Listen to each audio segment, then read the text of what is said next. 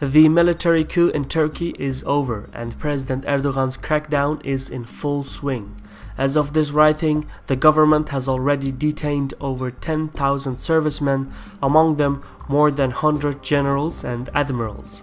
Another 8,000 police officers have been sacked and nearly 3,000 judges and prosecutors have been dismissed. Furthermore, roughly 15,000 officials from the educational ministry and about 23,000 teachers have lost their jobs. The list is still expanding, but thus far, Erdogan's purge has affected nearly 60,000 people. In Turkey, there is relief that the military takeover failed. However, there is also a surreal dark side as uncertainty looms over the country. In this report, we will look at the consequences of the failed coup and what Erdogan's purge means for Turkey and the region. My name is Shirvan and welcome to Caspian Report. Before we analyze the outcome of the coup, we must go over the historic developments that explain how Turkey came to this path of violence. Starting in the 1970s, Islamist factions in Turkey realized that overtly ascending to power was not feasible. The army, led by Kemalists who adhered to the founding policies of Mustafa Atatürk, was the guardian of secularism in Turkey, and their devotion was reflected in the many military coups that the country had experienced. In essence, there was no way to directly challenge the secular army. Instead, grassroots movements were set up. One of these movements was founded by Fethullah Gülen. The cleric was inspired by Said Nursi, a Kurdish Sunni Muslim theologian who emphasized a fusion of Islam with Western science and education. Gülen held sermons, and soon he attracted followers who shared the belief that Turkey should embrace Islam but also learn from the West. Adherents of the movement see themselves as reformers. Opponents, however, see Gülenists as heretics. Either way, the following decades, Gülenists climbed the ranks of the military and established new businesses and schools in the Middle East, North Africa, the Caucasus, and Central Asia. By the 2000s, the Justice and Development Party, also known as the AKP, came to power. Their reforms led to an economic boom, and from there, the AKP gained a formidable support base throughout Turkey. Yet, despite high approval rates, the AKP's future was ambiguous. The military was still in charge. This reality compelled the Gülen movement and the AKP to team up and focus on Kemalists within the military. A number of major trials followed, and within a few years, the AKP and Gülenists had broken the back of the military. Many Gülenist figures had replaced Kemalist officers and commanders. Once the dust settled, relations between Erdogan and Gülen took an ugly turn. In 2010, following the Gaza flotilla raid, Erdogan, in an attempt to reinvent the role of Turkey in the Middle East, criticized Israel. A year later, the Turkish president involved his country in the Syrian civil war. Gülen in turn criticized Erdogan for his reckless behavior, and so a bitter rivalry was set in motion. A few years later, in 2013, Gülen followers ignited a corruption scandal in Turkey by publishing audio records of Erdogan's inner circle.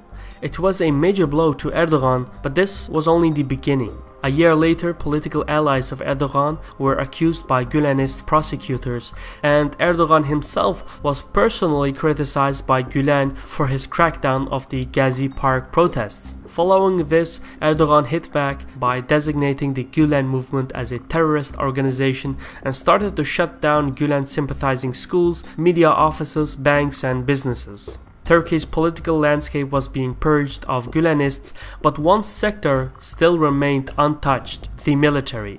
Then in 2016, the Turkish intelligence agency received a leak that a military coup was imminent. The country's leadership intended to detain the perpetrators ahead of the annual Supreme Military Council meeting in August. However, the coup planners too were aware that their cover was blown and thus stepped up their plans and executed it on July 2016.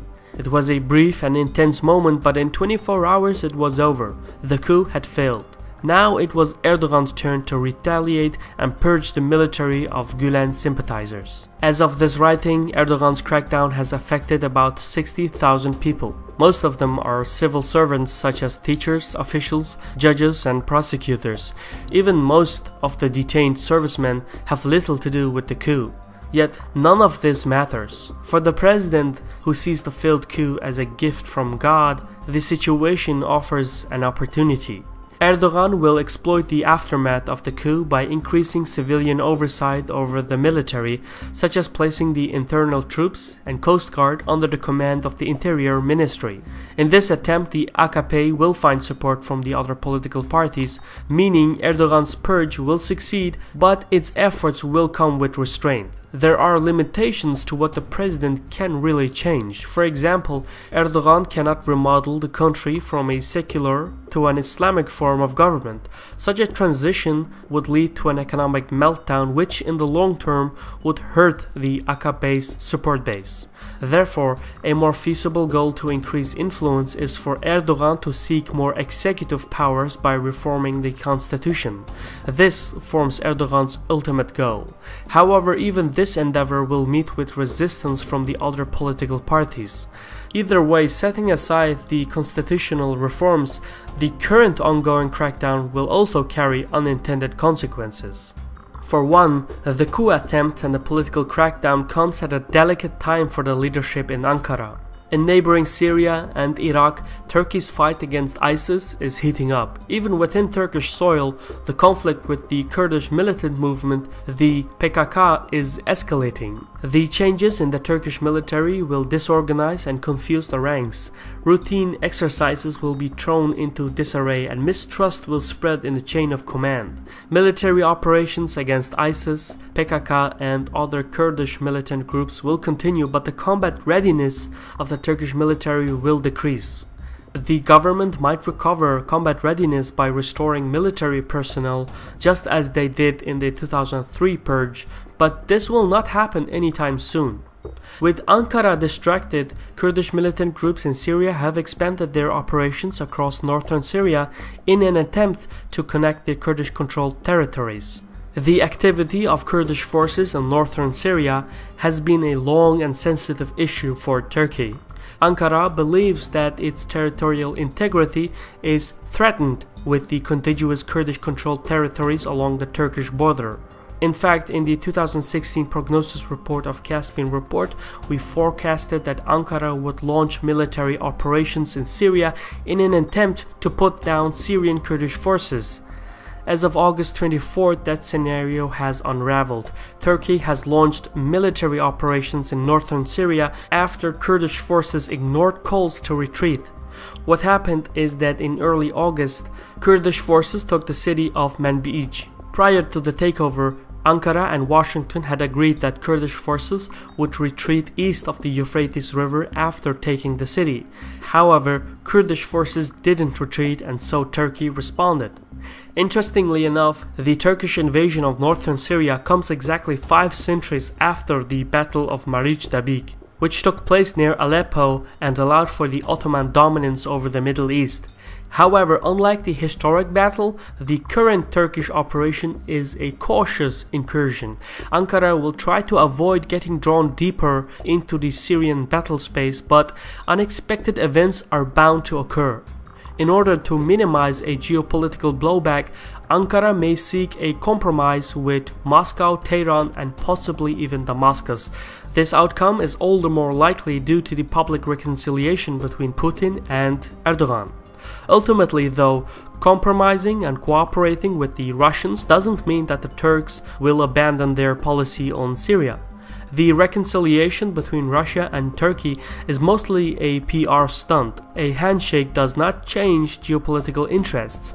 Both countries will remain bitter rivals. The same geopolitical conditions apply to the Turkish-American relations.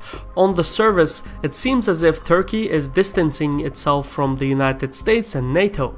Anti-American sentiment in Turkey is increasing. Yet, despite appearances, the geopolitical understanding between Washington and Ankara have actually improved. For example, the Turkish military operation in Syria is conducted in cooperation with the United States. Even more importantly, Washington has supported Ankara's ultimatum to the Syrian Kurdish factions. There are, of course, many conflicting interests in Syria, but these examples indicate that the Turkish and American interests do have an understanding. Essentially, Turkey needs the United States and vice versa. Ankara cannot deal with regional issues alone, and Washington cannot contain Russia without Turkey. Despite the calls to downgrade relations, the geopolitical realities will limit any kind of major alteration. Ankara's membership in NATO is as secure as during the Cold War, and the US military will not be expelled from Turkey. The same principle of necessity applies to the European-Turkish relations. What appears on the surface contradicts the reality underneath. Ankara has played a fundamental role in containing the refugee crisis as laid out in the migration deal.